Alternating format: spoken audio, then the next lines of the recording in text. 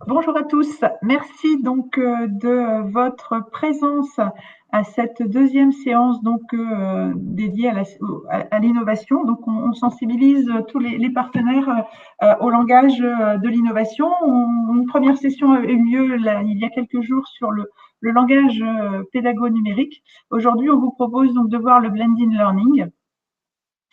Alors en attendant donc le démarrage, on vous propose de vous inscrire sur WooClap puisqu'il va y avoir des interactions entre l'animatrice et vous tout au long de cette présentation. Donc je ne sais pas si vous avez l'habitude de WooClap, c'est un outil interactif, donc il suffit d'aller, vous prenez votre téléphone, vous tapez donc www.wooclap.com/C2RPBL pour le blending learning. Vous cliquez sur J'ai compris. Alors là, on a mis, vous choisissez votre nom, votre prénom, c'est pas une obligation du tout pour cette séance. Vous cliquez sur C'est parti et vous avez un message qui va apparaître qui indique un peu de patience, il n'y a pas de questions lancées. C'est juste l'écran qui permet d'attendre le début de la présentation et le début des questions. Au long de la présentation, donc il va y avoir plusieurs interactions via cet outil WooClap. Si vous ne voyez pas exactement la même chose que ce qu'on vous projette à l'écran, c'est qu'il est nécessaire d'actualiser votre téléphone. Voilà, donc je vous laisse vous connecter en attendant donc que tous les participants se connectent. Là, on est une petite dizaine, donc on attend encore quelques minutes.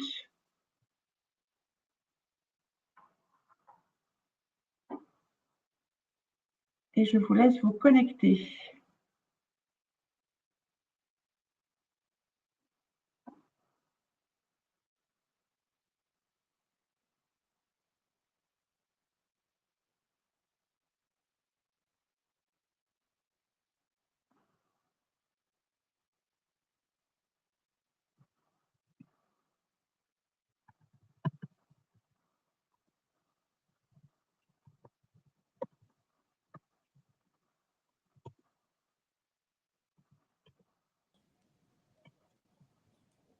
Donc là, je vois que des personnes arrivent à se connecter sur WooClap, donc très bien.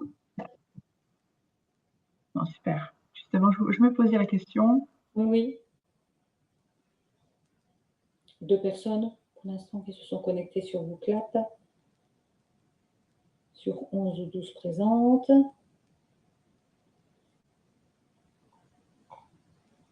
Donc, je rappellerai le lien.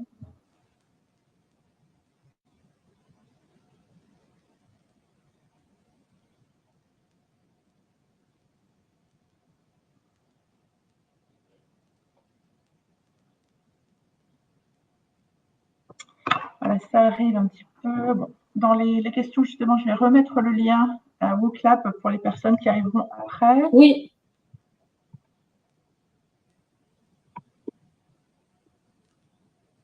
Alors, C2RPBL. Voilà.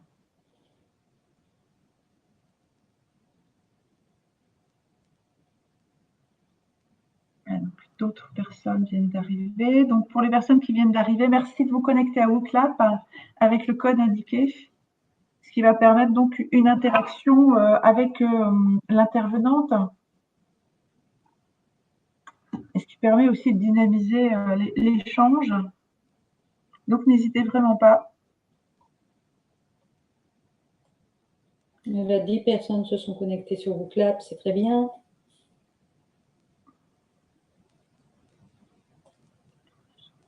Oui, sur les 12 présentes. Ok. Bon. Je fais aussi un rappel, oui. Okay. Donc, je vous propose donc de commencer la présentation. Je vais vous parler du C2RP, de vous présenter donc brièvement le C2RP. Avant donc que Béatrice Després, l'intervenante, donc prenne la parole pour engager donc cette présentation du blended learning. Alors, on est donc dans le cycle De quoi parle-t-on? C'est 9 sessions de sensibilisation qui se déroulent entre septembre et décembre. autour donc du numérique. On a vu le langage pédago numérique il y a quelque temps. Aujourd'hui, le blended learning. On verra également le LMS et les neurosciences dans ce programme. Alors, aujourd'hui, donc moi je suis Sylvie Davenel, chef de projet innovation. Alors côté C2RP, je ne suis pas la seule à travailler donc sur le sujet. Hein. J'ai repris le flambeau de Marianne Six, qui avait bien, je dirais, conçu ce cycle. Mais il y a également donc au niveau du C2RP l'équipe de professionnalisation qui permet justement de créer ces sessions, mais aussi techniquement nous permet aujourd'hui d'être dans de bonnes conditions de travail pour pouvoir faire cette présentation, être en interaction et également donc prévoir un replay qui sera à la fin de la présentation, mais également un questionnaire de satisfaction. Donc, il y a l'intervenante, je vous le disais, donc, est Béatrice Després d'Instant Formation. Béatrice, donc, qui se présentera peut-être plus amplement au début de sa présentation. Concernant le C2RP, donc bon, certains d'entre vous le connaissent, donc on est un GIP qui est administré par des partenaires sociaux et des acteurs économiques, financé par l'État et la région et présidé alternativement par l'État et la région. On est également membre du CREFOP et des réseaux des CARIFOREF. Donc vous entendrez parfois parler de RCO, c'est le réseau des CARIFOREF, qui donc est un réseau national. Les missions, 4 grandes missions d'observation, d'information et de collecte, tout cela pour accompagner les acteurs de la formation, de l'insertion, de l'orientation et de l'emploi, donc sur toutes les nouveautés, enfin, tout ce qui se passe sur le plan pédagogique, sur en tout cas le volet de l'emploi et de la formation. Vous avez donc par la mission d'observation des enquêtes qui sont réalisées, des statistiques, des documents qui sont produits et qui reprennent justement des données de la région.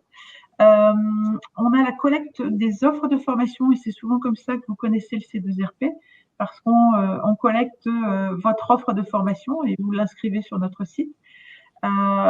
Sachez aujourd'hui qu'on a aussi des informations sur l'apprentissage. Et puis, donc, on crée des sessions de sensibilisation comme aujourd'hui pour vous informer et puis pour vous accompagner. Il y a un outil aussi d'orientation qui vient d'être mis en ligne il y a quelques temps qui s'appelle Cléor sur l'orientation, qui est vraiment un outil qui peut vraiment vous aider à accompagner donc, les publics.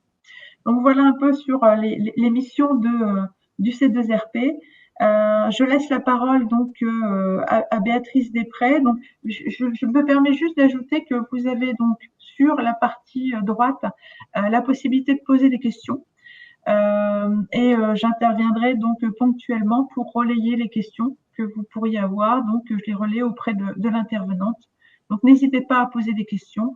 Et puis, donc, je laisse Béatrice nous présenter le blended learning.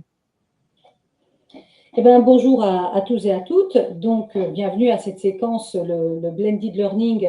De quoi parle-t-on? Donc, je vois sur WooClap quasiment toutes les personnes, tous les participants et participantes sont connectés. Donc, c'est très bien.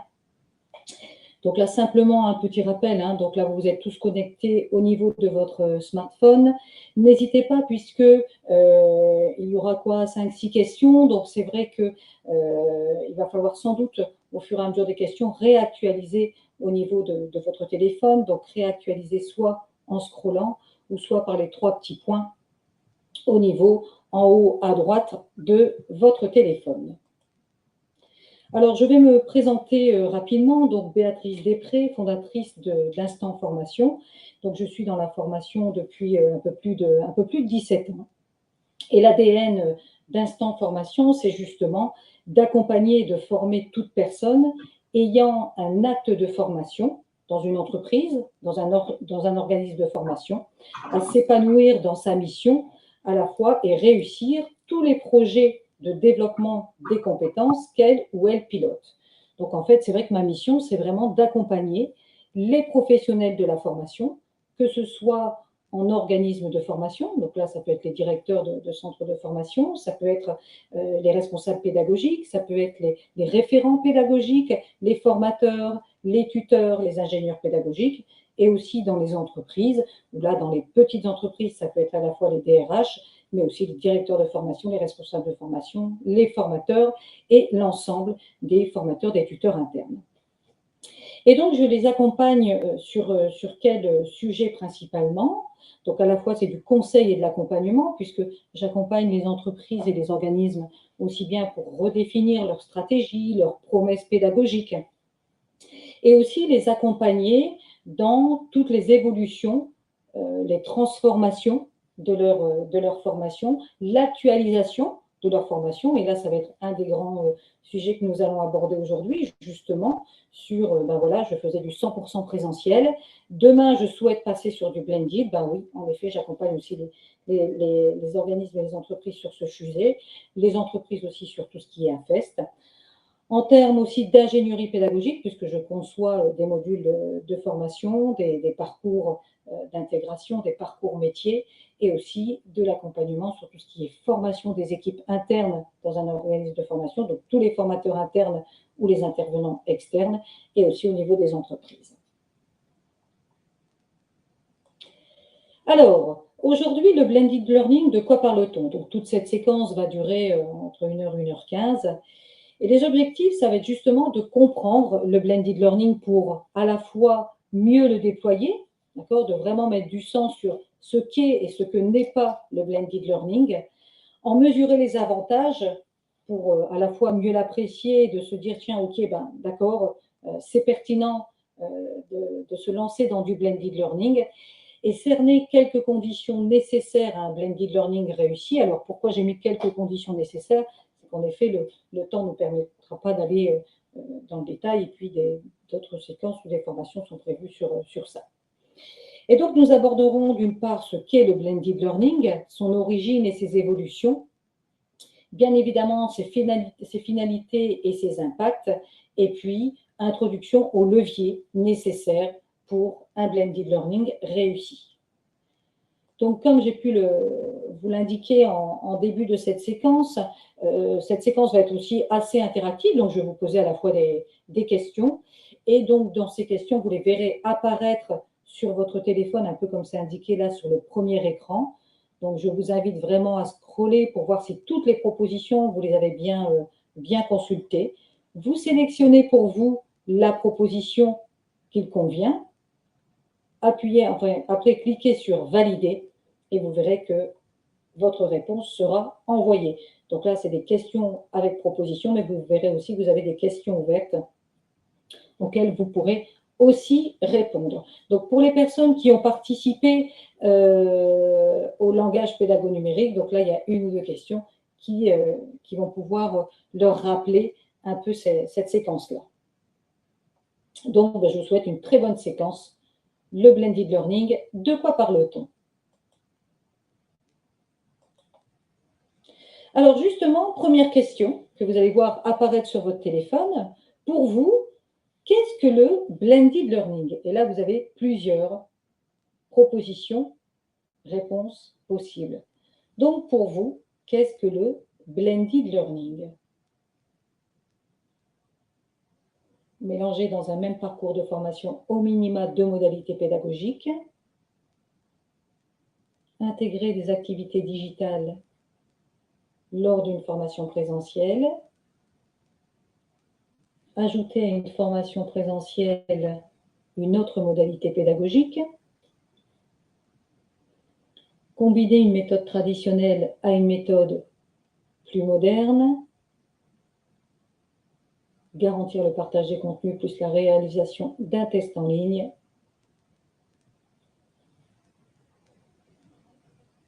Donc là, sur les 17 personnes inscrites sur WooClap, 7 ont répondu.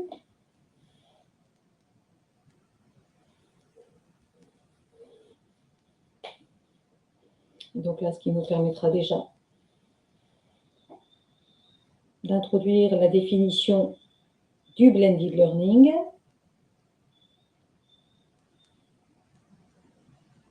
« 10 personnes ont répondu, j'entends encore quelques secondes pour voir vos différentes propositions.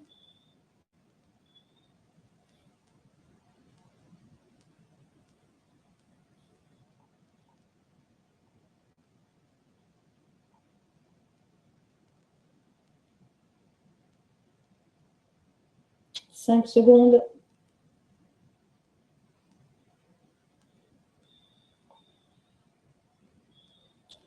Alors, parmi ces propositions, qu'avez-vous répondu?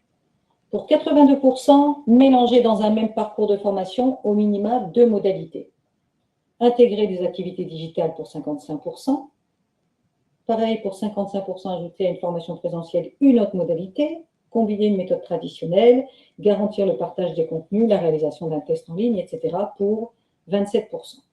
Alors déjà, c'est intéressant vos réponses, puisque là, à la fois, les propositions que j'ai mises dans ce questionnaire comprennent la définition du blended et comprennent aussi la définition du digital learning. D'accord? Et donc, le blended learning, et je reviendrai après sur ces propositions, pour comprendre le blended learning, déjà, il faut comprendre cette notion de modalité pédagogique. Et en droit de la formation, il n'existe uniquement et seulement que 3 modalités pédagogiques, que sont le présentiel, le distanciel, formation à distance et formation ouverte à distance, et la FEST, la formation en situation de travail. Pour les repérer, donc le présentiel, on est bien le formateur et les apprenants sur un même lieu au même moment. Le distanciel, le formateur, les apprenants sur un lieu différent, et ils sont au même moment ou à un moment différé. Et la FEST, on est bien sûr le formateur et les apprenants sur le lieu professionnel au même moment ou à un lieu différent. Donc c'est vrai qu'au niveau du blended, et vu le profil des participants, on va davantage aller sur le présentiel et le distanciel que la FEST. Et donc, en fait, toutes les autres solutions, actions pédagogiques, etc., s'intègrent dans chacune de ces modalités, mais ne sont pas des modalités. Donc, le matériel pédagogique, le PC, tablette, smartphone, peut s'intégrer dans le présentiel comme le distanciel, comme la FEST.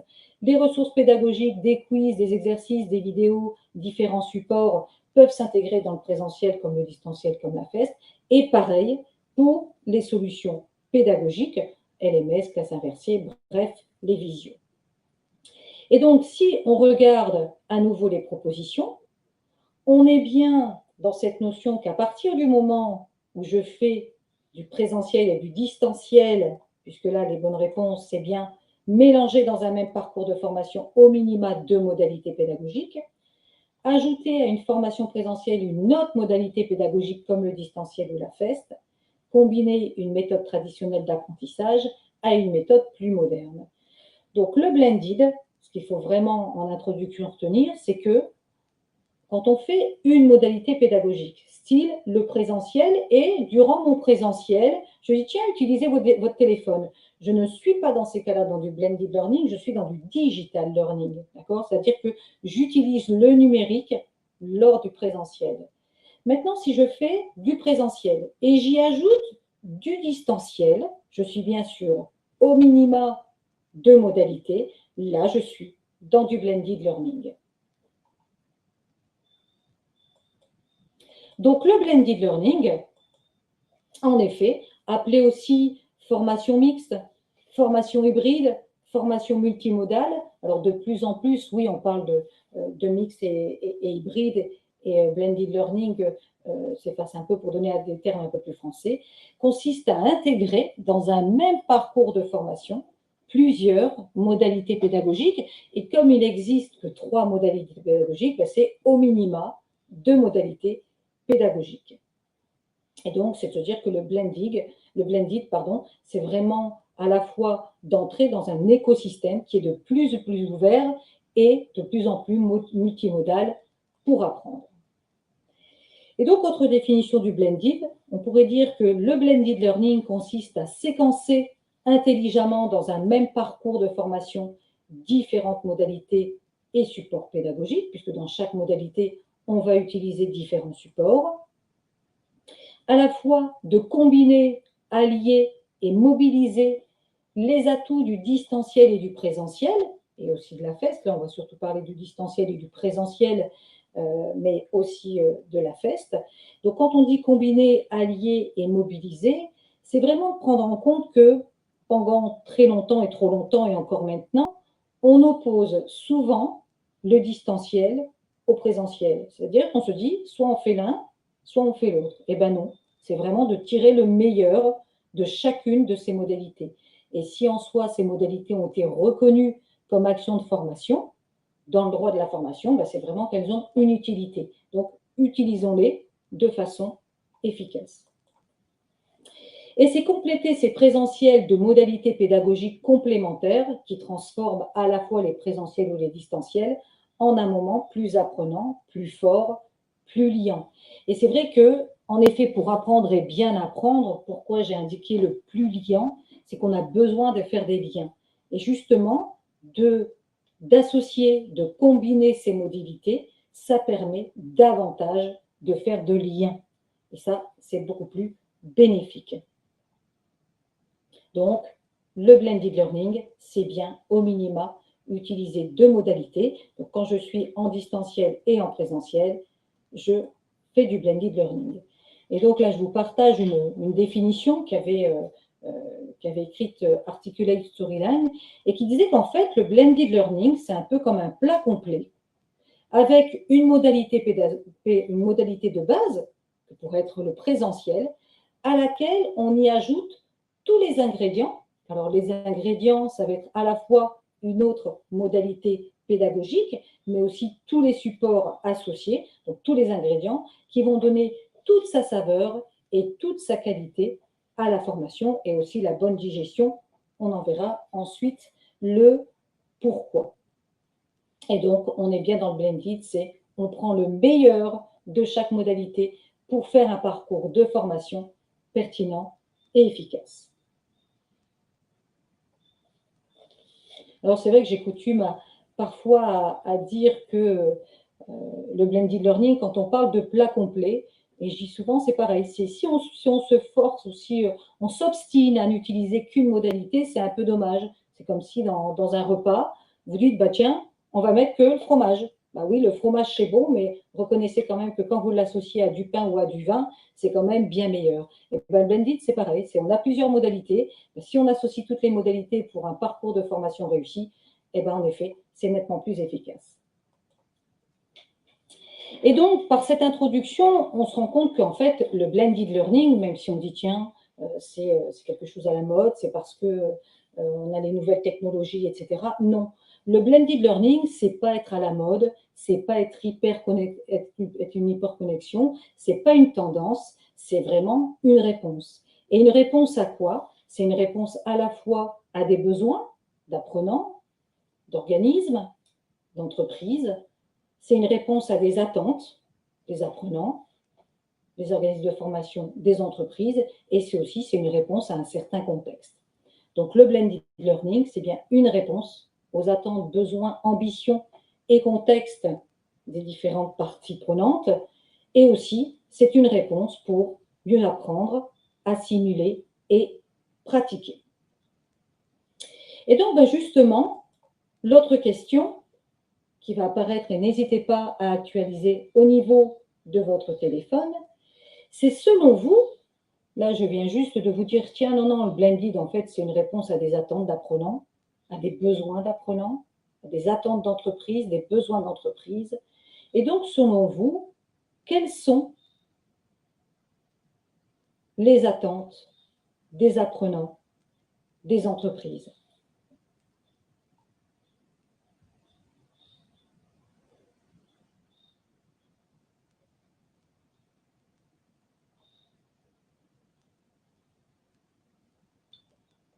Donc là, je vous laisse inscrire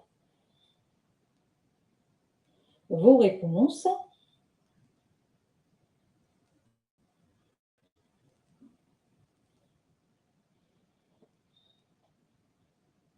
Et d'envoyer vos différentes réponses.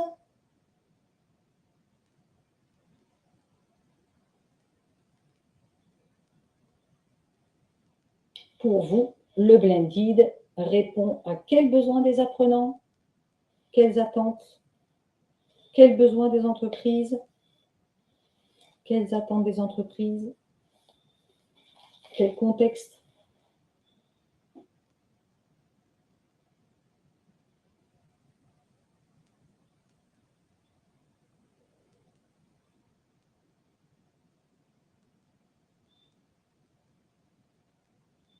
Alors n'hésitez pas, vous pouvez mettre constamment les mots et envoyer. Vous pouvez mettre plusieurs mots et envoyer. Mettez un mot à la fois. Bon, maintenant, si vous avez déjà écrit plusieurs mots, c'est pas gênant.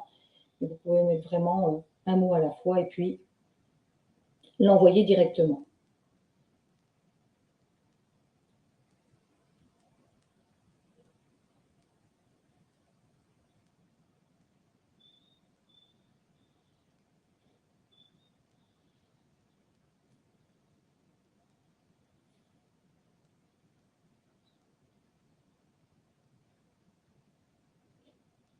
Allez, je vous laisse encore 1 minute pour répondre.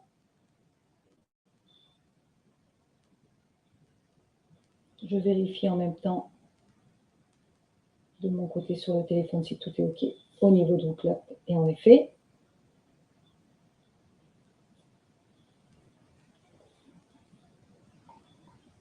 alors, quelles sont les différentes réponses? Renforcer les acquis, OK. Flexibilité, tout à fait. Marché technologique, besoin de formation plus ludique, proximité, compensation, individualisation, très bien. Ancrage, besoin de suivi, variété, multiplier les interactions pour un apprentissage. Interaction, donc interaction, ça revient plusieurs fois. Mieux assimiler les cours, communiquer plus aisément et à tout moment. Mise en pratique rapide, échange, retour rapide, flexibilité, ça vient en effet. Adaptation, concentration, oui, parce qu'en fait, on verra, il y a bien une crise de l'attention, donc il faut davantage de concentration. Ambition de digitalisation, oui, ambition de digitalisation, on pourrait aussi le rapprocher de marché technologique, etc.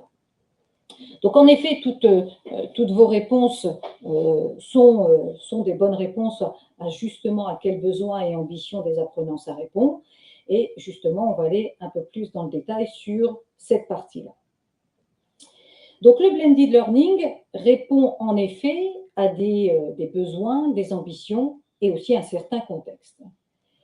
Répond à quels besoins? Ça répond à la fois à des besoins individuels et organisationnels. Donc, qu'est-ce qu'on entend derrière ces besoins individuels et organisationnels? C'est que lorsqu'on regarde au niveau des différentes études faites au niveau des apprenants, etc., c'est qu'en effet, les apprenants souhaitent de plus en plus avoir des formations sur mesure, pouvoir choisir, mais aussi de pouvoir se former quand ils le souhaitent, comme ils le souhaitent, comme ils le souhaitent et comment ils le souhaitent. D'accord? Donc ça, on est en effet sur des besoins individuels et organisationnels. Donc c'est de pouvoir apprendre tout le temps.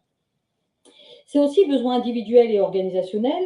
Il y a quand même dans les études, au niveau des apprenants, ce besoin et cette envie, cette attente d'avoir des feedbacks réguliers. Alors, quand on parle de feedback régulier, ça n'est pas uniquement d'avoir un feedback, un retour, comment dire, un bilan forcément fait avec une personne, mais quand on parle de feedback, c'est OK, ben, j'ai un questionnaire, j'ai un quiz, j'aimerais bien avoir la réponse de suite et ne pas attendre 3 semaines de me retrouver de nouveau en présentiel pour avoir mes bonnes réponses. Et là, en effet, quand on fait du blended et qu'on fait à la fois du distanciel, on sait que maintenant, quand on fait du distanciel, on utilise forcément du numérique et ce numérique permet justement d'avoir les réponses ou si on est dans les bonnes réponses, de suite, si on les met dans le paramétrage.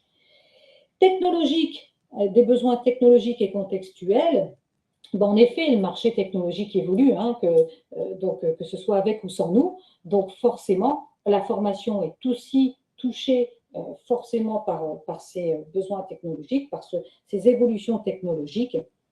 Et donc, à la fois, on doit évoluer au niveau technologique, adapter la formation aux usages actuels, d'accord? On parle souvent, c'est d'utiliser notre troisième main. On sait que notre troisième main, c'est notre smartphone. C'est aussi de l'utiliser lors des formations. Et on sait aussi à la fois que l'information circule avec le numérique. Donc, de ce fait, c'est se dire, oui, quelle information ou quelle formation je fais moi-même circuler. Besoin opérationnel, c'est que les attentes aujourd'hui des apprenants, les attentes des entreprises, les attentes des différents organismes, c'est qu'en effet, que les présentiels soient de plus en plus concrets, les présentiels de plus en plus opérationnels, et en effet, que ce soit de la valeur ajoutée. Beaucoup d'apprenants, souvent dans les questionnaires, disent si c'est pour se retrouver en présentiel, pour faire de la lecture ou pour simplement réviser des concepts qu'on aurait pu voir autrement, ça ne sert à rien. On ne se déplace plus pour rien. Donc à la fois, ça répond à un besoin de dire transformons aussi nos présentiels. Besoins sociétaux et générationnels. Là, on sait qu'aujourd'hui, il y a une crise de l'attention. Donc, comme on parle d'une crise de l'attention, il faut bien de la concentration. Donc, comme vous l'avez dit, il faut une variété. Il faut de la diversité pédagogique si on veut maintenir justement cette attention. Et on sait qu'il y a un besoin au niveau de la génération, ce besoin d'immédiateté, d'instantanéité. Donc, en effet, c'est de mettre à disposition des contenus qui soient facilement accessibles au niveau des apprenants.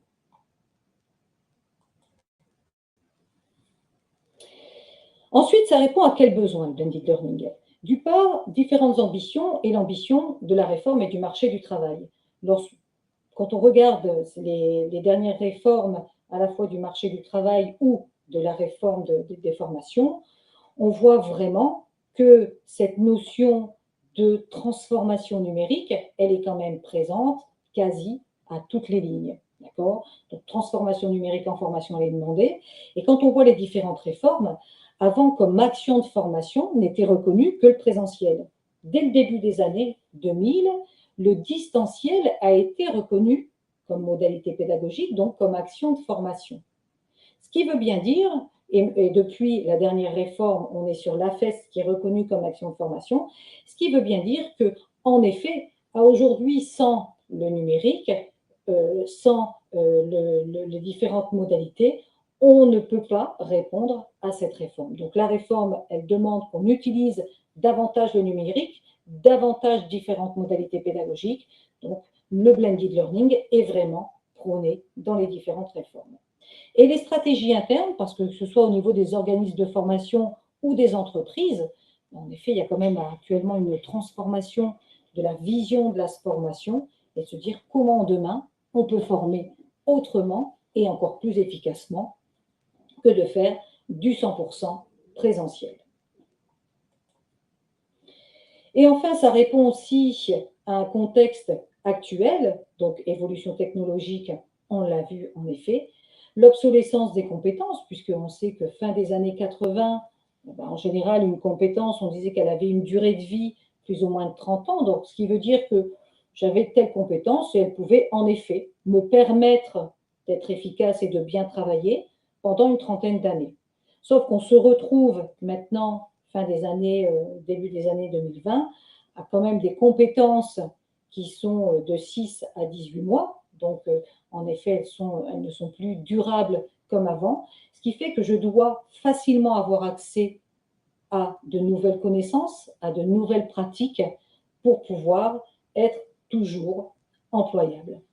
Et en effet, on l'a vu donc au niveau de la crise sanitaire, la crise sanitaire où là, on ne faisait pas du blended, on était à du 100% distanciel, mais en tout cas, ça a permis aussi d'avoir cette notion de distance un peu plus utilisée, même si ça a été parfois sous la contrainte et puis pas toujours dans de bonnes conditions, mais en tout cas, ça a permis aussi davantage s'habituer au niveau du distanciel.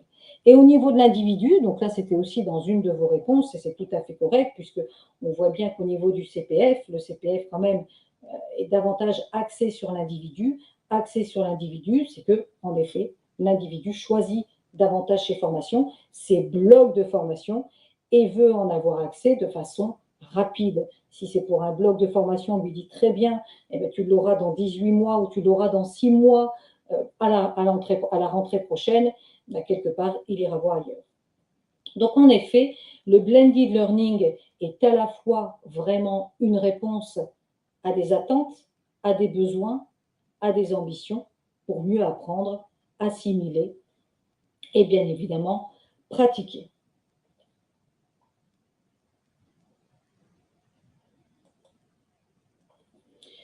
Donc là, conclusion de cette première partie, c'est que demain, la formation en présentiel a un avenir si elle est complétée de formations en distanciel et si les formations en présentiel sont adaptées en conséquence. Donc, par là, qu'est-ce que je veux dire? C'est qu'on sait très bien que les formations en présentiel, en général, quand on regarde les résultats, seulement 15% de ce qui est appris en présentiel est réellement pratiqué sur le terrain. D'accord? 15%, ce n'est pas beaucoup. Si on regarde au niveau des formations distancielles, 100% distancielles, si ces formations distancielles ne sont pas suivies, on sait qu'il y a un taux de complétude qui va en général de 9 à 10%, ce qui n'est rien non plus. Donc aujourd'hui, on a quand même cette chance, quand on voit les différentes modalités que nous avons, on a 3 modalités pédagogiques, quand on voit les nouvelles technologies, ça c'est vraiment démultiplié pour mieux utiliser, et puis en plus beaucoup plus facile à utiliser, c'est de se dire qu'à notre époque, on a quand même une chance énorme, c'est qu'on a des leviers et de nombreux leviers pour permettre à nos apprenants d'apprendre et pour nous-mêmes diffuser nos formations. Donc, profitons vraiment de ces différents leviers que nous avons. Donc, demain, la formation en présentiel a un avenir si elle est complétée de la formation en distanciel. Oui, donc on dit bien complétée et pas forcément substituée. Et si les formations en présentiel sont adaptées en conséquence. C'est-à-dire que si demain on se dit on fait du blended, mais on ne change rien à ces présentiels, ça n'a aucun sens. D'accord? Au début de la crise, et c'est vrai que c'était aussi un peu logique parce que certaines personnes devaient s'habituer, mais il y avait du dépôt de contenu. Et quand on est retourné en présentiel, ce dépôt de contenu, c'est comme s'il n'avait jamais existé, et puis on refaisait les mêmes présentiels, sans faire référence à ce distanciel. Dans ces cas-là, ce n'est pas du blended. Et demain, la formation en distanciel a un intérêt si, en effet, elle est accompagnée et si les rétroactions individuelles, donc l'apprenant a besoin de savoir où il en est, si ces rétroactions individuelles et collectives existent.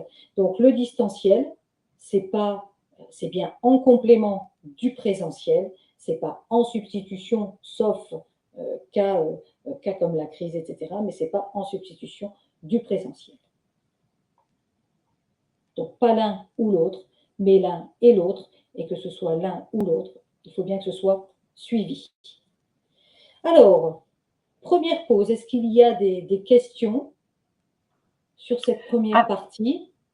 Alors, pas de questions, Béatrice, sur cette première partie, voilà, juste une question en rapport avec les supports. Donc oui, vous aurez des supports, ne vous inquiétez pas, j'y reviendrai à la fin.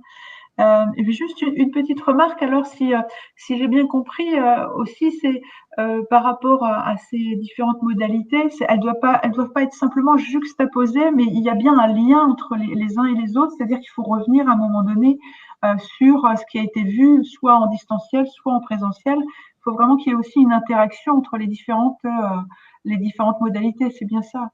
Oui, tout à fait. C'est vrai qu'au démarrage du blended, ou quand on lance parfois le blended, je vois quand j'accompagne les OF ou des entreprises, c'est en fait le blended est trop souvent considéré, je dépose des contenus.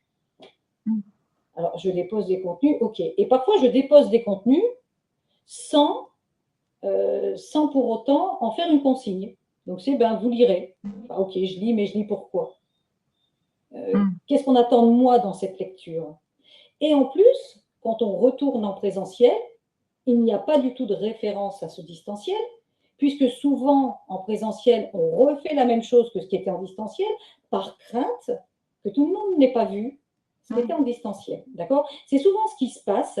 Et c'est vrai, comme tout formateur, on a toujours un peu cette notion un peu de sauveur, et s'ils n'ont pas tout vu, donc on va revoir. Et c'est vrai que ça, c'est un peu toujours le danger, c'est de se dire, pensons à ceux qui sont allés voir la ressource ou qui l'ont travaillé, et pour eux, ils vont s'ennuyer en présentiel, puisque eux ont fait le travail. Donc, à un moment donné, on verra là à la fin cette notion de comment, en effet, en tant que formateur ou en tant qu'apprenant, on se positionne pour justement se dire, c'est une continuité. Et considérons Blended comme une continuité de l'apprentissage et non comme quelque chose qui est opposé ou simplement un stockage de notes, d'infos, mais qui de toute façon ne servent à rien, puisque soit on les reverra complètement en présentiel, soit de toute façon, on sait qu'ils n'en voient pas. Donc, c'est comment je dynamise, en effet, dans le blended learning, l'ensemble de ces modalités.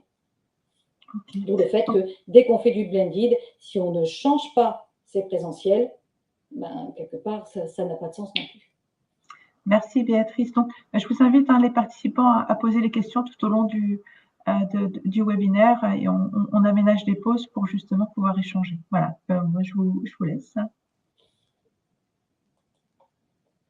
Alors, autre question que vous allez voir apparaître sur votre téléphone, et je vérifie en même temps comme ça sur le mien.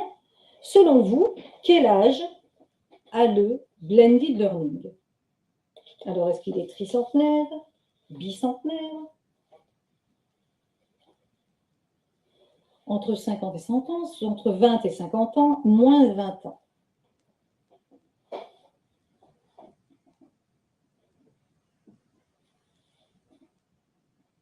Trois réponses pour le moment, 4.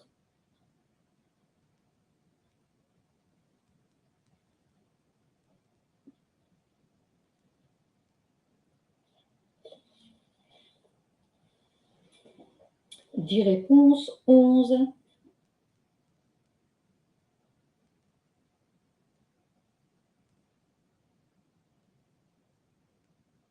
Alors ça, c'est vrai qu'au niveau de l'âge du blended learning, il y a quand même quelques articles sur le sujet. Allez, je vous laisse encore 10 secondes pour répondre, pour les personnes qui n'ont pas encore répondu.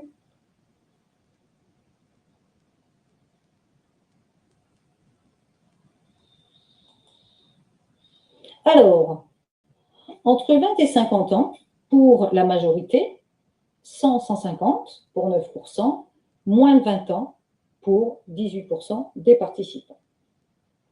Alors en fait, sachez que le blended learning est bien plus vieux que ça, puisque le blended learning est bientôt tricentenaire. En effet, pourquoi le blended learning est bientôt tricentenaire? On a vu en introduction que le blended learning, c'est à la fois du présentiel plus du distanciel, ou du distanciel plus de la FEST, ou du présentiel plus de la FEST, etc. C'est au minima deux modalités. Et en 1728, donc c'était un Caleb Phillips, c'était un professeur de sténo, mais il a commencé à mettre sur une gazette, et à l'époque, les journaux commençaient vraiment à bien se déployer et à être en plein essor, et il a commencé à proposer des cours par correspondance de sténo.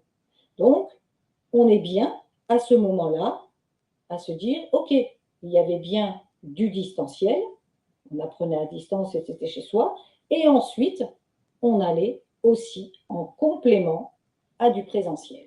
D'accord? Donc, en effet, le blended learning est tricentenaire.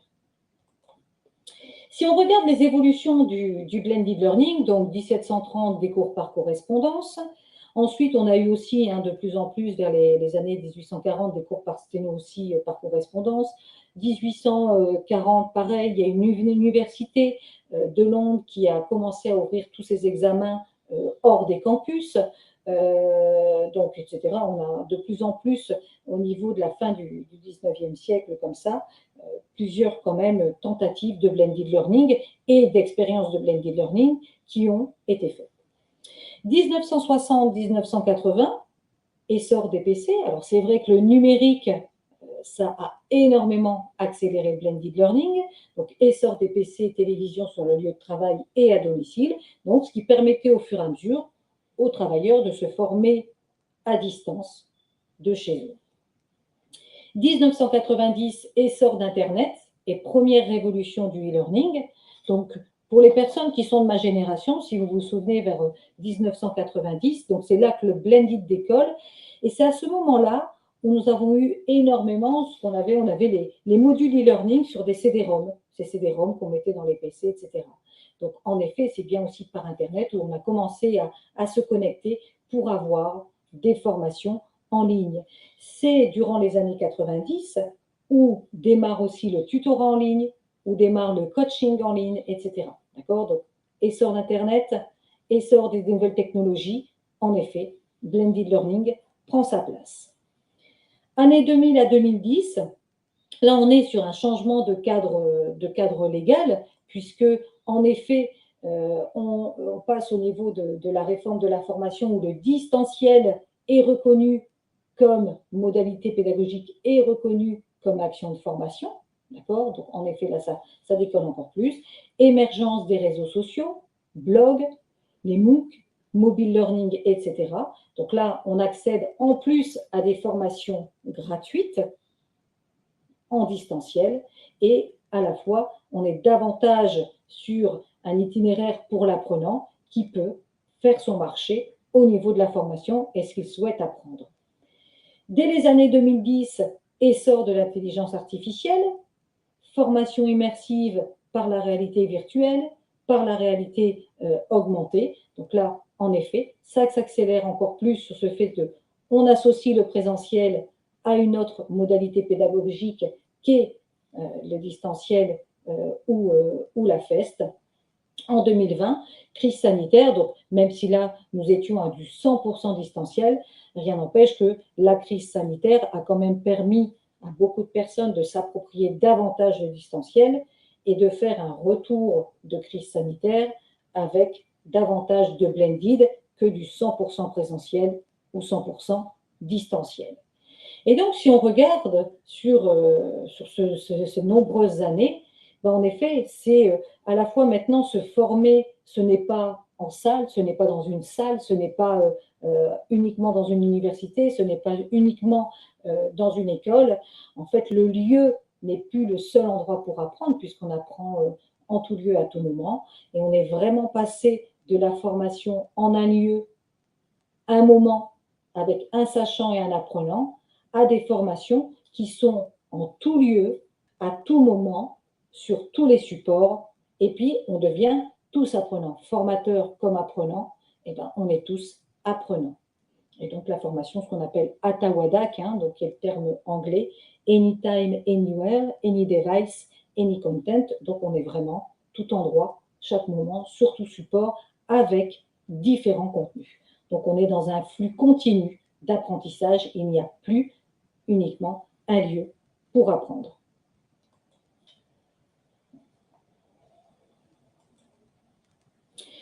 Alors, pour la question suivante, donc pourquoi je vous ai affiché ça, c'est que vous allez voir apparaître sur votre téléphone, donc là je vous explique juste avant, donc là ce que je vais vous demander c'est quels sont selon vous les avantages du blended learning pour l'apprenant, pour le formateur et pour l'entreprise ou l'organisme de formation.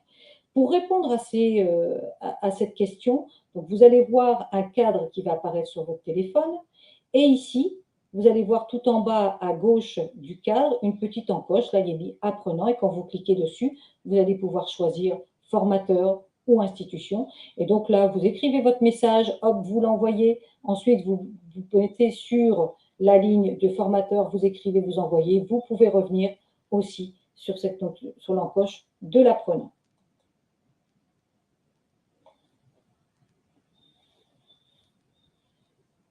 Donc là, je vous laisse et je vérifie en même temps sur mon téléphone si tout est OK. Donc, vous écrivez votre message dans le cadre.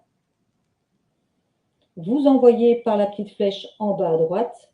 Et si toutefois vous voulez changer de catégorie et passer au niveau du formateur de l'entreprise ou de l'OF, vous allez en bas à gauche et vous allez avoir une liste déroulante pour passer sur une autre catégorie.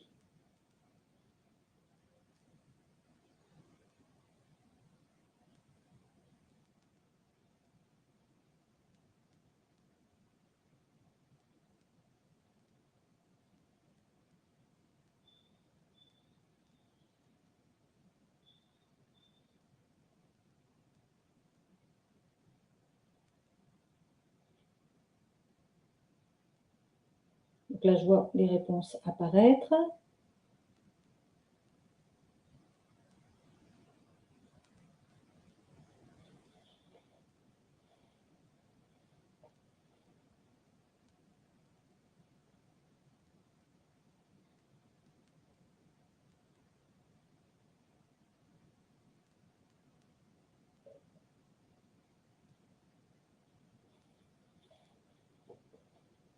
Très bien, beaucoup de réponses apparaissent, c'est super. Colonne apprenant bien remplie.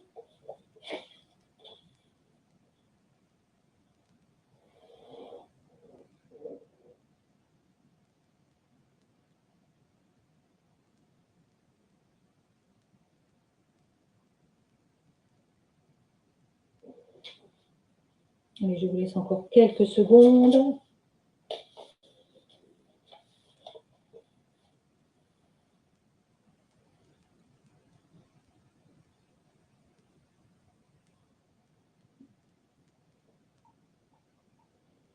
Très bien. Alors, au niveau de l'apprenant, bénéfices et avantages, ancrer les apprentissages. Ok, très bien. C'est vrai que si on regarde par rapport à ce que nous avons vu au départ, en effet, ça permet d'ancrer les apprentissages au-delà de les développer. Autonomie, en effet, il peut apprendre quand il le souhaite, puisque il y a du distanciel et il peut directement retrouver les ressources. Responsabilisation, ça, tout à fait. Et c'est justement d'apprendre à l'apprenant à être responsable et à être autonome dans son apprentissage. Flexibilité, en effet. Motivation, à partir du moment où on est responsable et autonome, en effet, la motivation est davantage, et aussi parce qu'on utilise différentes variétés pédagogiques, flexibilité, mieux assimiler, interagir, échange, mutualiser les connaissances. Il est au centre du savoir, il est au centre du savoir et il organise son savoir. Respect du rythme. Alors oui, ça en effet, respect du rythme aussi, parce que on a beau dire, mais quand on fait que du présentiel, eh bien on impose un rythme à l'apprenant, donc qui lui convienne ou qui ne convienne pas, sauf que ben, parfois, il y a des apprenants aussi qui vont être davantage à lire le matin parce que c'est comme ça qu'ils retiennent, ou à travailler le matin, ou de travailler le soir. Et en plus, alors simplement pour faire un peu un lien avec comment l'individu apprend, mais il est toujours recommandé lorsque, avant un examen, avant une formation, avant une pratique, de souvent le lire le soir, parce que c'est vrai que l'ancrage se fait beaucoup pendant la nuit, aussi quand on est au repos. Et donc, à la fois, le blended learning est une chance énorme pour développer cela, puisque si on donne accès à certaines ressources, la personne peut aussi le lire le soir si elle le souhaite et si c'est plus bénéfique pour elle. Dynamisme, facilité d'accès, diversification, tout à fait. Donc, au niveau, et je repasserai ensuite, au niveau de l'apprenant, en effet, un apprenant actif et impliqué, je vous l'avais dit, hein, il est vraiment au cœur de son apprentissage, et l'acteur, il est beaucoup plus acteur car il est invité à. Et lorsque l'on fait du distanciel en même temps du présentiel, c'est dans l'animation du distanciel comme dans l'animation du présentiel, inviter l'apprenant à. Si on lui dépose du contenu et lui dire tu lis, bah ok, là on n'invite à rien. D'accord. Par contre, si on lui dit tiens, on vous a mis un document, je vous invite à le lire, à en faire une synthèse, et surtout à, bah pourquoi pas, faire un quiz inversé. Vous posez 3 questions avec différentes propositions sur ce texte que vous présenterez ensuite au groupe. Qu'est-ce qu'on attend de lui? Comment on le rend acteur? En effet, l'apprenant opérationnel, donc vous l'avez dit, hein, c'est qu'il est au centre de son apprentissage. Autonomie, gain et gestion du temps, ben oui. Responsabilisation, vous l'avez noté aussi. Il y a beaucoup plus de souplesse dans son apprentissage. À la fois, il travaille à son rythme, et vous l'avez dit aussi. Flexibilité, parce que d'avoir à la fois du présentiel et du distanciel, ça permet d'avoir accès sans doute beaucoup plus de ressources pour aller beaucoup plus loin. Ancrage progressif et continu, parce qu'à partir du moment où on fait du blended, on n'est pas 7 heures ou 1 heure ou 3 heures à devoir être hyper concentré, tout apprendre, tout ingurgiter. D'accord? L'avantage du blended, comme je dis tout le temps, c'est que ça rallonge, ça permet d'allonger le temps pour apprendre, ça permet de digérer et de mieux apprendre. Donc, ancrage progressif et continu, ben en effet, je n'ai pas tout cerné à un moment donné dans le présentiel, ben, ce n'est pas grave si les ressources sont mises à disposition. Et si en plus, on me demande d'aller beaucoup plus loin et on a vu tel ou tel principe et que maintenant j'ai vu ce que c'était que le blended, mais par contre, je dois aller rechercher toutes les études sur le blended et de faire une étude sur les retours de tous les OF ou de toutes les entreprises qui ont fait du blended, ben ok, dans ces cas-là, je suis dans un ancrage beaucoup plus progressif et continu. Et en effet, ça permet d'être beaucoup plus efficace parce que la digestion des différents contenus ou des différents concepts sont à la fois beaucoup plus accessibles. Beaucoup de personnes aussi se disent, tiens, lors des présentiels, ok, moi je note, mais par contre, est-ce que j'ai bien noté? Et beaucoup de personnes se disent, bah, d'avoir aussi parfois des contenus en distanciel, ça permet de vérifier mes notes, ça permet de réviser. Mais attention, le blended, le distanciel ne doit pas être qu'une action de révision, puisque ça doit être un lien. Donc, ils doivent apprendre des choses aussi en distanciel si vous faites les deux. Alors, au niveau du formateur, individualisation de la formation, en effet, parce que l'avantage quand on fait du présentiel et du distanciel, le présentiel, on le fait pour tous, et par le distanciel, on pourrait se dire, tiens, cet apprenant-là, il a une marche d'avance, je lui donne accès à d'autres ressources. Suivi de la progression de l'apprenant. En présentiel, lorsque vous êtes une heure ou une heure toutes les semaines pendant plusieurs semaines avec les apprenants, ok, ben on suit leur progression. Maintenant, entre deux, on ne sait pas trop. De faire en même temps du distanciel, ça permet d'avoir un suivi de la progression de l'apprenant et un suivi continu. Valeur ajoutée, tout à fait. Donc là, la valeur ajoutée du formateur, elle est bien prouvée au niveau du présentiel lorsqu'on en fait du blended. Faire un rappel synthétique des notions essentielles, en effet, suivi de l'apprenant, facilité de suivi, tout à fait, vérifier que son message a bien été assimilé, mieux d'adapter les modalités pédagogiques, en effet, individualisation, collaboration. Très bien. Donc, en effet, au niveau du formateur, valeur ajoutée, en fait, le formateur, quand il fait du blended, à partir du moment où ça doit être complémentaire, où ça doit être continu, il ne déverse plus. Parce que quand on dit, tiens, j'ai qu'une heure pour qu'ils comprennent ça, parce que je n'utilise que le présentiel, ou je n'ai que 2 jours pour qu'ils voient ça, ben, en effet, dans ces cas-là, on a un peu cette tendance à tout déverser et on va dire un peu à gaver, donc à gaver l'apprenant pour qu'il ingurgite. Sauf qu'il n'ingurgite rien du tout parce que le contenu est beaucoup trop conséquent. Donc, valeur ajoutée, puisque là, le formateur va être le lien, va pouvoir et va permettre de faire comprendre, en fait, vraiment, par ces débats, par ces apports supplémentaires. Opérationnel, parce que les présentiels peuvent être beaucoup plus opérationnels, ça on le sait, beaucoup plus concret. Suivi et personnalisation, ça vous l'avez dit, hein, d'avoir à la fois du présentiel et du distanciel, on est dans du continu. Facilitateur et modérateur, parce que là, le formateur, à la fois dans les recherches qu'on veut faire les apprenants, dans les travaux qu'ils vont fournir, eh ben, ça va permettre aussi au formateur de réguler, de donner aussi cette valeur ajoutée et ce sens à toutes ces différentes notions. Flexibilité, ben là, ça rejoint aussi hein, cette notion d'individualisation, puisque par le distanciel, en plus du présentiel, on va pouvoir donner accès à certains contenus à des apprenants et non à d'autres, parce que soit les autres sont déjà bien en avance, donc on va donner d'autres contenus. Apprentissage progressif et régulier aussi, et bien évidemment, beaucoup plus d'efficacité, d'agilité pour le formateur dans ses apprentissages. Au niveau des entreprises, des institutions, des organismes de formation, réactivité, ça tout à fait, c'est vrai qu'on se dit tiens, il faut mettre ça à disposition, il faut faire ça immédiatement, ben, je peux vite faire une classe virtuelle où je peux à la fois. Gain, coût, une diminution des coûts, alors là on verra aussi sur quel coût.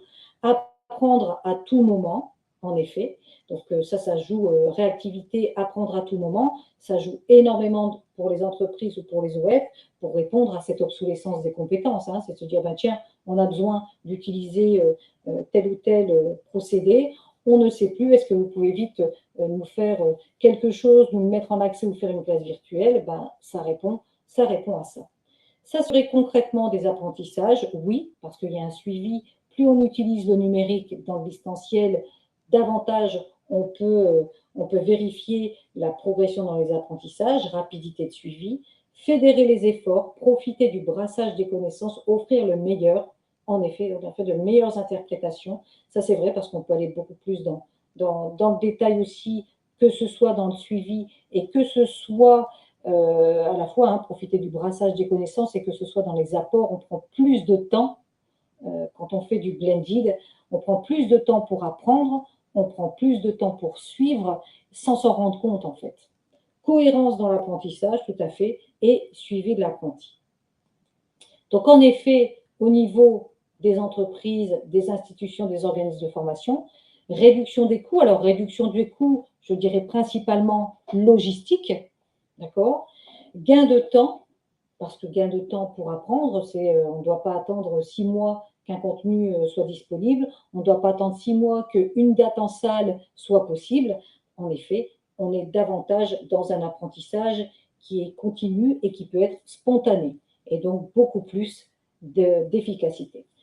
La première finalité du coup du blended, alors c'est vrai que même si au départ on s'est dit tiens on va faire du distanciel, comme ça on va gagner de l'argent. Alors pourquoi là je mets, car ce n'est pas le cas au démarrage, c'est que bien évidemment si vous avez commencé à faire du blended ou si vous faites du blended, de refaire ces présentiels et de faire à la fois et d'organiser ces contenus en distanciel, franchement vous ne gagnez pas au départ du temps. On a besoin de ressources, on a besoin de ressources temps, on a besoin de ressources humaines pour pouvoir déployer du blended learning. Après, on y gagne, certes, mais en tout cas pas au démarrage. Donc la première finalité ne doit pas être de gagner de l'argent, mais bien de faire apprendre et d'apprendre autrement pour que l'apprenant, en effet, soit dans un confort autre dans son apprentissage et aussi davantage employable. Alors, deuxième pause, est-ce qu'il y a des questions? Eh bien non, toujours pas de questions, donc tout doit être très clair, Béatrice, sur le sujet. Très bien. Alors, donc là, de nouveau, ce n'est pas encore la dernière question. Donc, on a bien vu un peu la définition du blended, on a vu, et puis vous avez bien répondu sur les avantages. Donc maintenant, en somme, quelles sont les conditions, les ingrédients, les éléments, quels conseils vous pourriez donner pour garantir un blended learning réussi? Donc demain, je viens chez vous et je vous dis, voilà, moi j'aimerais bien réussir mes blended. Quels conseils me donneriez-vous pour réussir le blended learning? Donc là, de la même façon, vous mettez un mot, une phrase, vous envoyez, vous revenez, vous mettez un mot, une phrase, vous envoyez.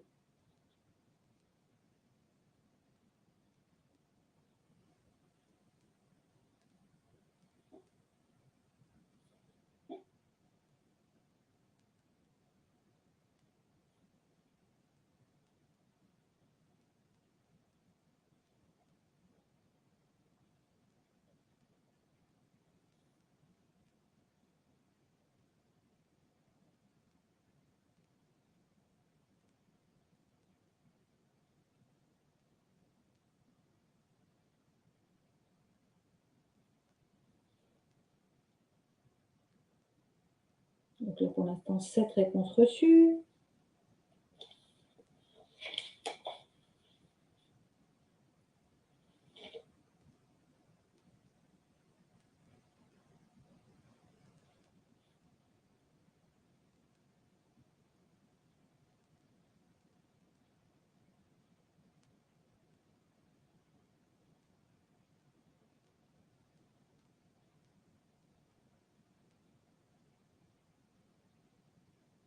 Onze réponses reçues.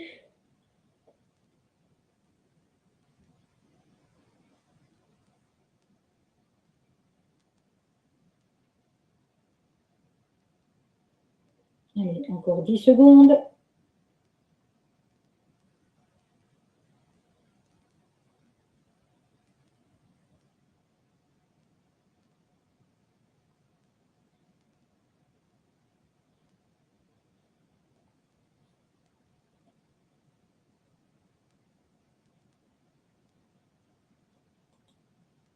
Alors, ressources suffisantes. En effet, si on fait du distanciel et du présentiel, mieux vaut avoir des ressources suffisantes, mais aussi de se dire quelles ressources on met avant tout. Bien encadré à travers le tutorat, tout à fait. Motiver les apprenants, donc là sans doute motiver les apprenants à la fois à faire du distanciel et puis et en même temps du présentiel. Favoriser les échanges, tout à fait d'accord. S'assurer des supports numériques des apprenants, oui. Et là, on verra, l'aspect technique est quand même un aspect très important. Fil conducteur des séquences, super. Lien exemple concret, tout à fait d'accord. Expliquer, et donc là, j'avais vu aussi expliquer le blended, donc expliquer en effet à l'apprenant ce qu'est le blended learning, rappel des notions, agilité, adapter les stratégies du travail, ça, tout à fait d'accord. Simple, fluide, en effet, les ressources, comme tout doit être simple, fluide, aider à mieux assimiler. L'écoute, très bien. L'articulation des séquences, oui, en effet, il nous faut une architecture, une structure, un parcours pédagogique, tout à fait d'accord. Interaction des mini-tests, très bien. Implication du formateur, oui, alors là, implication du formateur, c'est en effet, hein, c'est se dire, OK, on met ça à disposition de l'apprenant. On ne doit pas faire du dépôt et pas faire des dépôts de 25 pages parce que quelque part, ça ne va pas être non plus très fun pour l'apprenant. Expliquer le blended et préparation. Donc, en effet, donc là, ça va être que quelques idées, hein, par notion de temps, mais sachez que lors de présentiel ou de formation, bah, c'est davantage détaillé et surtout expérimenté avec vos propres contenus. Et là, on va faire simplement quelques points. Donc, en effet, 3 conditions générales de réussite du blended, les 3 CGR. Il y a à la fois les aspects pédagogiques, vous en avez parlé, les aspects techniques, vous en avez parlé, et la posture du formateur apprenant, vous en avez parlé aussi. Donc, d'une part, c'est vrai que pourquoi les aspects techniques? Parce qu'aujourd'hui, le blended learning quand même existe bien grâce au numérique. Donc, qui dit numérique, dit quand même une bonne vérification des aspects techniques. Au niveau des aspects pédagogiques, alors plusieurs choses, et là, simplement quelques idées, puisqu'on ne va pas rentrer dans le détail par manque de temps sur le sujet. D'une part, au niveau de l'organisation et de l'accompagnement. La première chose à faire quand on fait du blended et qu'on passe du 100% présentiel à du blended learning, ben c'est justement de présenter et de préparer les apprenants. De présenter ce qu'est le blended learning, de présenter ce qu'on attend d'eux dans le blended learning et surtout de les préparer. Et de les préparer et de les avertir. Quelle modalité d'assistance? Parce qu'en soi, on fait du blended, mais à aucun moment en distanciel, on dit si le formateur est disponible, ou si on est disponible quand. Donc, c'est de les avertir de toute cette organisation et de cet accompagnement mis en place autour du blended. Donc, il y a plein d'autres idées, mais c'est vrai que, en tout cas, vous en donnez quelques-unes essentielles. Au niveau des contenus et des ressources et des activités qui vont être mises en effet à disposition, que ce soit en présentiel ou en distanciel, vous l'avez dit, il faut que ce soit varié, il faut que ce soit simple, il faut aussi que ce soit en lien. On a bien vu, hein, c'est le blended, c'est le distanciel. Alors, je pense surtout là au distanciel et au présentiel. Je mets un peu de côté la fesse, même si elle rentre tout à fait dans cette condition du blended. Mais c'est vraiment de se dire, OK, quel est le lien que je fais entre tous ces contenus, ces ressources et ces activités? Et dès le départ, est-ce que je respecte l'alignement pédagogique? Le piège dans lequel on peut tomber quand on fait au départ du blended learning, c'est justement à un moment donné en oublier l'alignement pédagogique. Et on met à disposition une multitude de contenus qui parfois n'a même plus de sens, même avec la thématique de départ. Donc, c'est systématiquement mes contenus, mes ressources, en effet, ils doivent être simples. En effet, ils doivent être compréhensibles. Mes activités, quelles consignes, qu'est-ce que j'attends de l'apprenant? Aller au-delà du dépôt, on continue à animer. Et systématiquement se dire, est-ce que ça répond à mes objectifs pédagogiques? Est-ce que l'essentiel de mes objectifs pédagogiques, parce que je mets ça à disposition, parce que le concret, je le vois en présentiel là-dessus, est-ce que ça a toujours du sens, bien avec mes objectifs pédagogiques? Et au niveau de la structure et de l'animation, donc ça vous le disiez aussi, en effet, une structure et une animation qui soient correctes, il faut que ce soit séquencé, il faut que ce soit progressif. Quel niveau d'interaction je mets en place dans tout ce parcours? Comment je market? Alors, quand je dis comment je market, c'est que systématiquement, il faut donner envie à l'apprenant à aller voir les ressources sur le distanciel, à travailler sur ce distanciel. Et il faut que je donne aussi envie à l'apprenant de toujours venir en présentiel. Et donc, si je veux maintenir les deux, il faut vraiment que l'un soit en complément de l'autre. Si le distanciel est une révision du présentiel, on ne va pas inciter. Et si le présentiel est uniquement un approfondissement du distanciel parce qu'on a peur que les apprenants ne soient pas allés voir, on ne va pas non plus inciter. Donc, c'est systématiquement comment j'assemble les deux pour toujours maintenir l'attention. Donc, structurer et animer en effet, séquencer, granuler, mettre en place différents niveaux d'interaction et bien maintenir aussi de plus en plus le concret lors des présentiels. Et donc, c'est vraiment de prendre en compte qu'au niveau des conditions pédagogiques, le hors présentiel du blended n'est pas une option. Il est vraiment une activité intégrée à part entière dans le parcours de formation. Et donc, c'est de passer, lorsque l'on fait du blended, en fait, on passe vraiment davantage d'une logique de formation à une logique de développement des compétences. Et quand je dis une logique de développement des compétences, et on le verra par cette posture d'apprenant et formateur, c'est que au-delà des contenus que vont s'approprier les apprenants, on leur développe aussi davantage de compétences. Ils vont développer leur autonomie, ils vont développer leur responsabilité aussi. Au niveau des aspects techniques, donc ça vous l'avez évoqué, donc en effet au niveau des aspects techniques, à la fois c'est quels équipements nous avons nous-mêmes en tant que formateurs quand on veut faire du blended learning, quels sont les équipements aussi des apprenants, quel est le matériel à disposition, quelle est sa connexion. Organisation, pareil. Alors, quand on dit organisation, c'est que à la fois le blended permet d'avoir un apprentissage continu, permet d'allonger le temps pour apprendre, et il faut aussi allonger ce temps pour apprendre. Parce qu'imaginons que je vous envoie une ressource et je vous dis, tiens, cette ressource, j'aimerais bien que vous m'en fassiez une synthèse, j'aimerais bien que vous alliez faire en même temps une étude et je vous demande ça dans 1 heure. Et bien, sur l'heure, vous avez un problème au niveau de votre connexion, ça va être un peu plus compliqué. Donc là aussi, il faut allonger à la fois le temps de production, le temps de réflexion pour anticiper les couacs informatiques. Et au niveau du matériel, de la compatibilité, c'est toujours de se dire, tiens, si je mets les ressources à disposition, sont-elles vraiment compatibles avec le matériel que je vais utiliser? Donc, imaginons qu'un des apprenants en soi n'a qu'une tablette pour se former, le contenu que je vais mettre en place, est-ce qu'il est suffisant? Est-ce qu'il peut être accessible via une tablette? Et donc, le blended learning consiste à ajouter vraiment un environnement virtuel d'apprentissage en complément et en parallèle du monde réel en présentiel. Donc, si c'est ça, il faut vraiment y intégrer la contrainte technique. Au niveau des conditions relationnelles et comportementales pour un blended learning réussi, donc en fait, quelles sont les conditions de réussite au niveau de l'apprenant et du formateur? Donc là, vous l'avez aussi évoqué. Au niveau de l'apprenant, à la fois, il va devoir apprendre à apprendre. Déjà, une des premières choses, apprendre à apprendre. Lorsque les apprenants viennent en salle, viennent en présentiel, eh ben, on a tous rencontré ça. C'est parfois on ne sait pas le contenu, parfois on vient en touriste, parfois on a bien appris, on s'est bien préparé, mais ce n'est pas le cas pour tout le monde. Donc là, en effet, c'est apprendre à apprendre.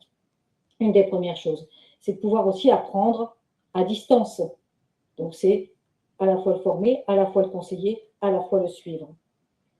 Et c'est aussi qu'il apprenne un peu l'autorégulation dans l'apprentissage. On sait que plus on apprend, plus on a envie d'apprendre, et donc c'est qu'il trouve aussi son rythme et l'accompagner dans ce rythme. Le formateur aussi, de la même façon, son comportement va devoir changer. Il doit à tout prix changer ses présentiels. S'il se lance dans le blended, le présentiel doit avoir tout à fait une autre forme, doit avoir tout à fait un autre rythme.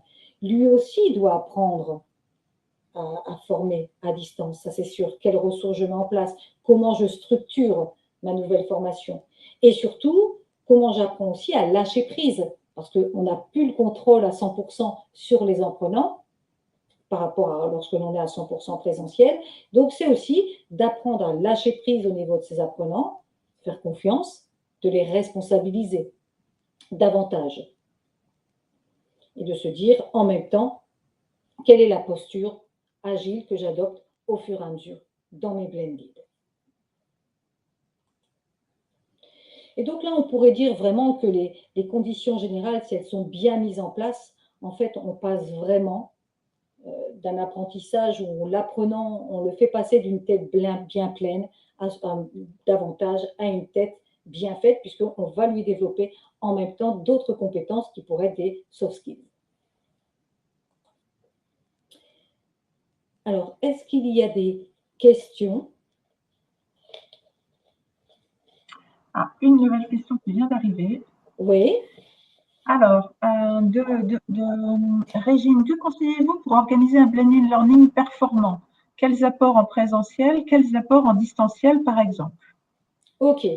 Alors, à cette réponse, je vais à la fois vous dire, tout dépend ce que vous souhaitez. Pourquoi?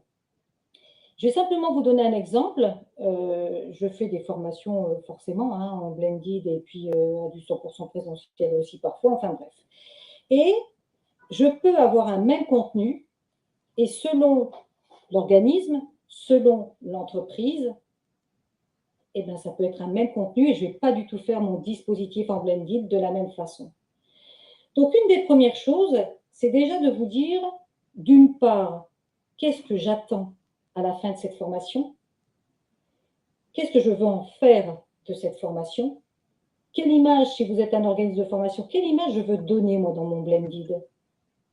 En fait, c'est mon blended learning, il doit ressembler à quoi? Quelle est mon image de marque? Et surtout, quelles sont les attentes? Qu'est-ce que j'attends moi-même des apprenants? Pour reprendre cet exemple, l'exemple que je viens de vous citer, c'était sur la FEST. Si je forme des personnes au niveau de la FEST. Et il y a toute une notion de concept qui peut être fait, en effet, à distance. Et parce qu'il m'arrive de faire à distance et ensuite, le reste, on le fait en effet en présentiel et sur le terrain.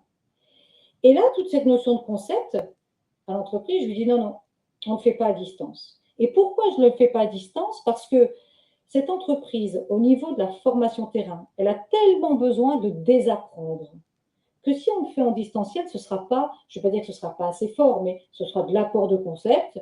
Ils vont me dire, OK, on comprend ce que c'est que la FEST, mais ce n'est pas pour autant qu'ils vont désapprendre. Donc, c'est pour ça qu'il n'y a pas je dirais qu'il n'y a pas une solution magique quand j'accompagne les OF sur le blended. Il n'y a pas une solution magique de dire, vous mettez tout ça, mais c'est simplement, je repars tout le temps des objectifs pédagogiques. Qu'est-ce que vous voulez que vos apprenants retiennent? Qu'est-ce que vous voulez que vos apprenants sachent faire et n'oublient jamais à la fin de la formation, à la fin de la partie sur laquelle vous enseignez? Et à partir de là, c'est de se dire, OK, sur cette partie-là, comme je veux vraiment faire du renfort, je fais à la fois du distanciel, je fais à la fois du présentiel.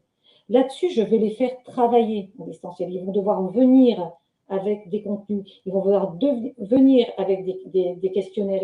Bref, parce que c'est la thématique phare, parce que c'est le cœur phare de mon enseignement. Je ne sais pas si j'ai répondu.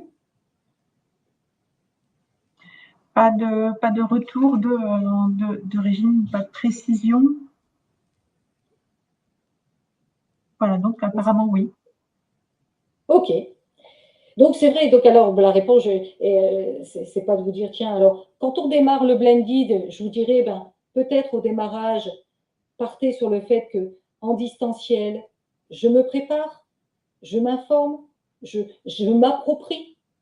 Et à ce moment-là, en présentiel, je vais beaucoup plus loin, j'approfondis et je reviens en distanciel pour réviser. Ça, pourquoi pas au démarrage, pour justement pour se familiariser avec le blended learning et ce qui est plus simple.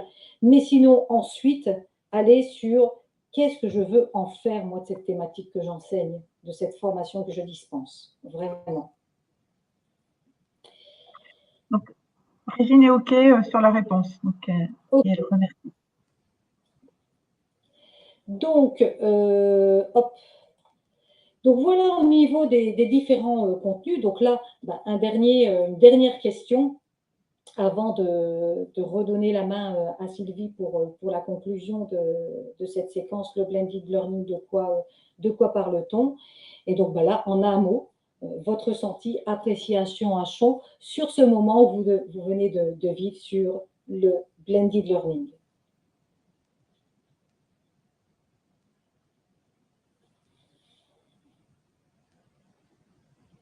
Je vérifie en même temps.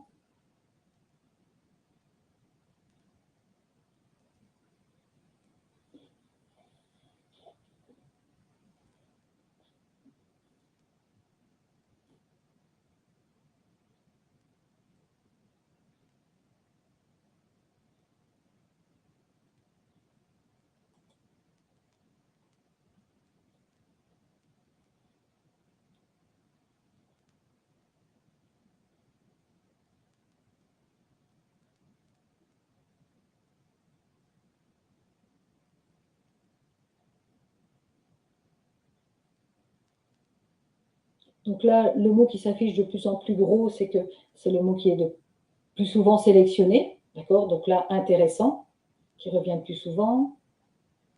Bien, génial, positionne différents éléments.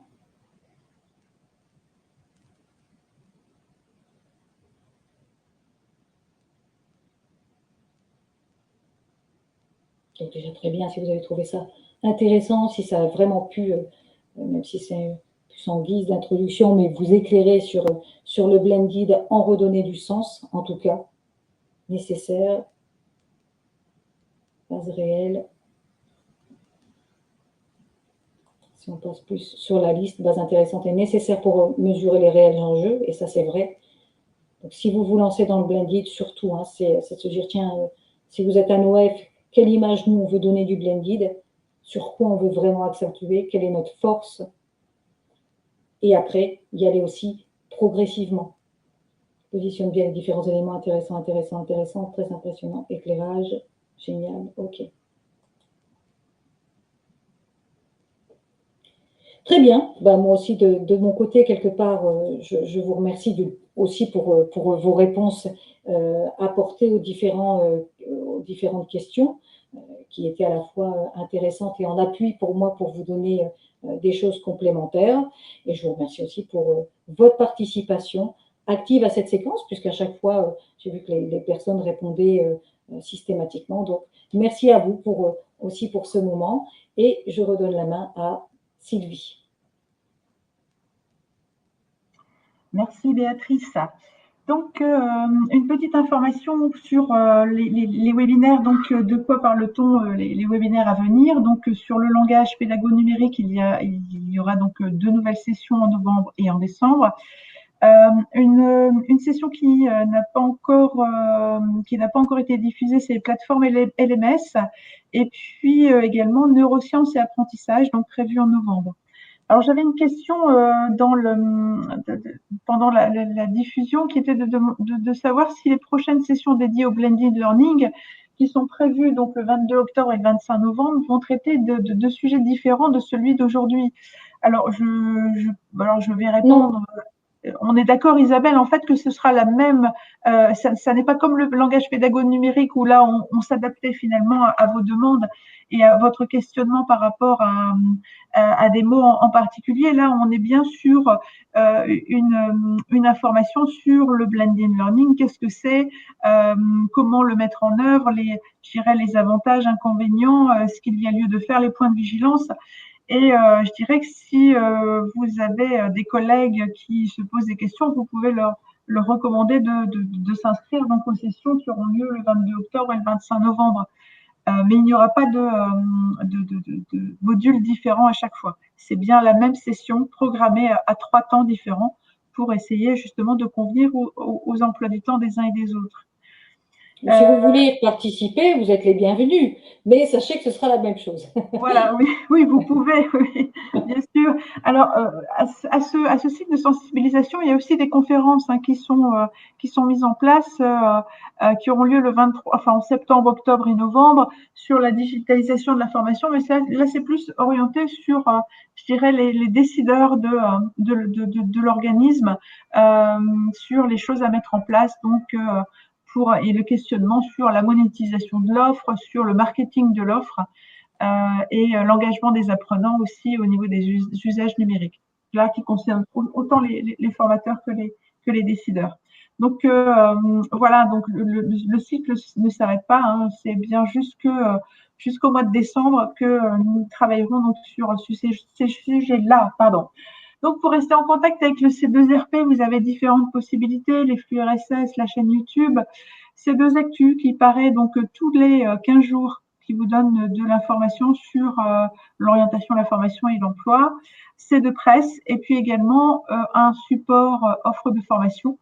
Je vous ai mis les coordonnées, mais bien souvent vous les connaissez puisque vous venez déposer votre offre de formation. Je rappelle aussi que depuis peu, nous avons au niveau du C2RP une page web qui est dédiée à l'innovation et où vous pouvez trouver des éléments pour vous informer, vous inspirer, mais également pour passer à l'action. C'est vraiment, voilà, on a essayé de vous outiller, de vous éclairer et de vous donner des éléments concrets pour passer à l'action. Si vous avez d'autres questions, n'hésitez pas, hein, vous pouvez donc, vous avez l'adresse là, professionnalisation c2rp.fr. Donc ça, c'est après la formation, enfin après ce webinaire. Je vois qu'il y a d'autres questions puisque c'est effectivement donc, ok, c'est bon. Donc, c'est un échange qu'on avait eu par rapport au webinaire, donc très bien. Une question quand même, lorsque nous n'avons pas les compétences internes pour développer des outils à distance, existe-t-il des outils de distanciel faciles d'utilisation et accessibles à tous? Alors, Béatrice, est-ce que vous avez des informations sur des outils qui existeraient faciles et accessibles? Alors, oui, il y a quand même beaucoup d'outils qui existent pour mettre en place du distanciel. Maintenant, si on prend les plus simples, même si on ne pourra pas faire des exercices dessus, etc., si on peut toujours se dire, bah oui, on utilise la solution Microsoft OneDrive, on utilise la solution Google Drive, parce que ça, on sait que quasiment tout le monde l'a. Et là, davantage, on est dans du dépôt. Mais si on prend du Google Drive, on peut faire des questionnaires, on peut aussi faire une note, etc., etc. Et ensuite, il y a une solution aussi qui s'appelle Parcouro et qui permet aussi d'acheminer, qui est une solution gratuite, qui permet aussi d'acheminer quelques séquences, de mettre en place des contenus. Ensuite, vous pouvez faire un lien avec des questionnaires, etc.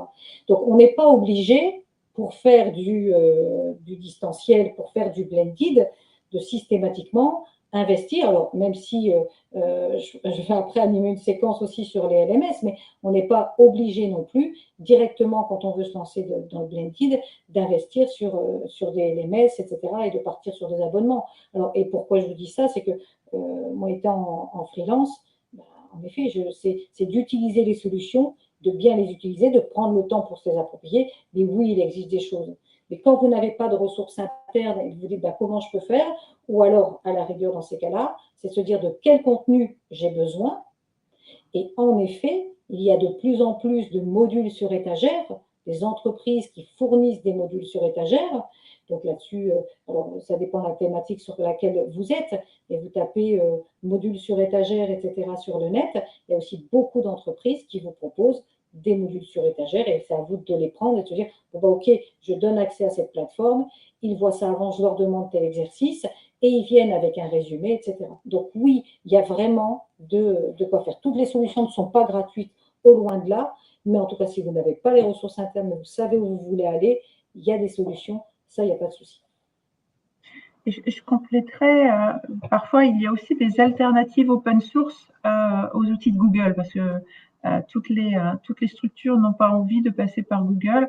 Vous lancez donc Alternative Google Forms par exemple, vous allez trouver des choses sur Oui. Internet. par exemple. Et après, et en ressources pédagogiques, oui, c'est d'aller sur des entreprises qui proposent des modules sur étagère. Parce que faire les ressources en interne pour les rendre accessibles à distance, ça, je vous comprends tout à fait. Si vous n'avez pas les ressources, si vous n'avez pas le temps, si vous n'avez pas la structure, c'est infernal. Parce qu'en effet, c'est du temps plein. Hein. Au départ, quand on lance, c'est du temps plein. Merci Béatrice. Donc, merci pour votre participation. Donc, vis-à-vis des replays, des PowerPoint, hein, les questions ont été récurrentes là-dessus. Donc, vous allez recevoir juste après la diffusion de ce webinaire un replay, un lien pour aller consulter le replay du webinaire. Vous allez également recevoir un lien pour remplir un questionnaire de satisfaction. Et c'est vraiment un retour, c'est un feedback pour nous et on en parlait tout à l'heure. Les feedbacks sont très importants pour qu'on ajuste, qu'on évalue si on répond correctement à vos besoins, puisque c'est un peu notre mission de vous accompagner et de vous informer. Donc, n'hésitez pas à répondre à ce questionnaire. Concernant le support, vous avez vu en fait qu'il y a des questions, donc le support arrivera un peu plus tard dans je dirais dans la diffusion, mais sous 8 jours, au plus tard, vous devriez recevoir le support de présentation de ce webinaire. Voilà, je pense que j'ai fait le tour. Voilà, donc bonne journée à tous et merci encore de votre participation à ce webinaire. Voilà, donc je coupe et je vous souhaite à tous une très bonne journée. Bonne journée!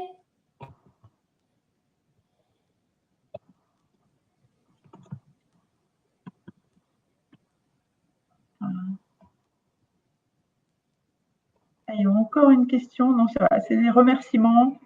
Merci à tous et bonne journée à tous.